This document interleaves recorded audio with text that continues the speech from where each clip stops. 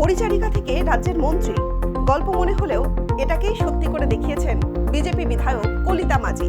অন্যের বাড়িতে বাসন মাজা, ঘর মোছার কাজ করা এক পরিচারিকা আজ পৌঁছে গেলেন সোজা রাজ্য মন্ত্রিসভাতে।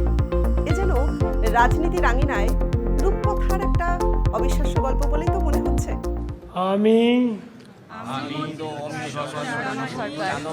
ঈশ্বরের নামে শপথ করিতেছি যে বিধি দ্বারা ভারতের সংবিধানের প্রতি আমি নিষ্ঠা আনুগত্য করিব। আমি ভারতের সার্বভৌমত্ব ও অখণ্ডতা রক্ষা করতে পশ্চিমবঙ্গ রাজ্যের মন্ত্রীরূপে আমার কর্তব্য নিষ্ঠাপূর্বক এবং বিবেকসম্মত ভাবে এবং ভয় বা পক্ষপাত বা বিদ্বেষ জনগণের সংবিধান ও বিধি অনুসারে ন্যায়চরণ করিব। নমস্কার। আউশগ্রামের গুসকরা পুরসভার ৩ নম্বর ওয়ার্ডের বাসিন্দা কলিতা মাঝি দারিদ্র্যকে দেখেছেন খুব কাছ থেকে। অভাবের সংসার টানতেই অন্যের বাড়িতে পরিচারিকার কাজ করতেন। মাস গেলে মিলত মাত্র ২৫০০ টাকা। কিন্তু ভোরে উঠে ঘরের কাজ সেরে অন্যের বাড়ি সামলে বাকি সময়টা তিনি উৎসর্গ করতেন মানুষের সেবাতে।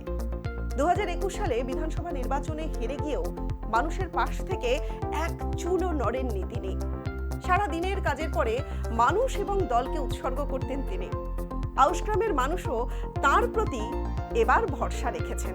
কলিতা মাঝির এই সততা এবং লড়াইয়ের পুরস্কার দিল তার দল বিজেপি।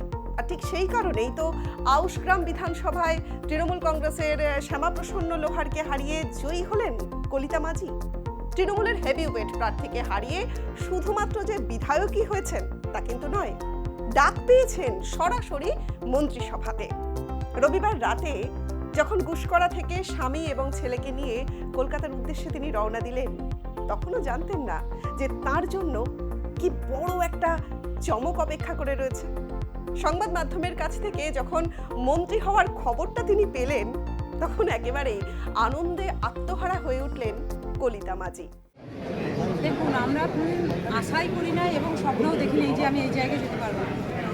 আমার দল আমাকে জানি না কি দেখে আমার দল আমাকে ভরসা করেছে, যে ভরসা করেছে রেখেছেন আমার যে একটা চেষ্টা করার যোগ্য, এটা নিয়ে তো খুশি হওয়ারই কথা এবং খুশি। মন্ত্রী হয়ে কি কাজ প্রথম করার ইচ্ছে আছে? দেখুন, এটা পুরো পশ্চিমবঙ্গের দায়িত্বে আছে, ভুল করতে আমি বলতে পারি না। দল যেভাবে দায়িত্ব দেবে আমাকে, যে নির্দেশ দেবে আমি সেই নির্দেশই। আপনি অনেকের জন্য ইন্সপিরেশন, যে এইভাবে লড়াই করে উঠে আসা যায়, এই জায়গায় পৌঁছানো যায়, সেটা নিয়ে। একদমই তাই। আর এই জায়গাটা দিতে পারে শুধু ভারতীয় জনতা পার্টি। খুশিতে আত্মহারা গোটা আউশগ্রামে। বিলি করা হচ্ছে লাড্ডু, মিষ্টিমুখ তো চলছেই। যাদের বাড়িতে কলিতা মাঝি কাজ করতেন, সেই কৃষ্ণা পাত্র বা প্লাতিলাল পাত্র, তাদের চোখে আজ একেবারে আনন্দের অশ্রু। তারা বলছেন, আমাদের ঘরের মেয়ে আজ মন্ত্রী হয়েছেন। ভাষাতে বলার নাই, কি বলবো, যেটা ব্যাখ্যাই করতে পারছি না। খুব খুব খুব খুশি, খুব আনন্দিত, যেটা কল্পনার বাইরে। খুব ভালো লাগছে, খুবই আনন্দ লাগছে। এলে দেখা যাবে, আসুক। মেয়ের কাছে কি আশা রাখছেন এই আউশগ্রামের উন্নয়নের জন্য? আউশগ্রামের উন্নয়নের জন্য তো আশা অনেক কিছুই রাখা হয়েছে। যে এই আমাদের রাস্তাঘাট, হাসপাতাল, প্রধানত আমাদের হাসপাতাল অতিরিক্ত খারাপ। এইসব কাজ যেন সঠিকভাবে করে, মানুষের মন যেন নিয়ে চলতে পারে।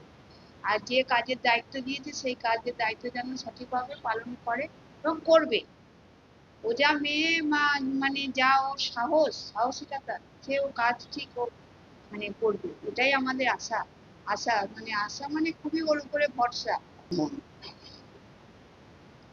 আমার চোখ দিয়ে জল আসছে, বলতে গেলে যে আজকে যে এই জায়গায় পৌঁছেছে, এ আনন্দের আর শেষ নেই। আর আমাকে বাবা বলতেন, আমার মেয়ে যখন মারা যায় সেই জায়গাটাও ও নিয়ে নেয়। মেয়ে চলে যাওয়ার পর থেকে আমাকে বাবা বলে, আগে কাকা বলতো, তারপর বাবা বলে। তো আমার মেয়ের মতনই ছিল। ও আমাদের ঘরের একজন গার্জেন। উনি আমাদের বাড়িতে কাজ করতো, এটা কখনোই ভাবতাম না। ঘরের মেয়েকে মন্ত্রী হিসেবে কেমন লাগে? ও তো মানে মানে ভেবে পাচ্ছি না যে আমি কি বলবো। খুবই তো ভালো লাগছে।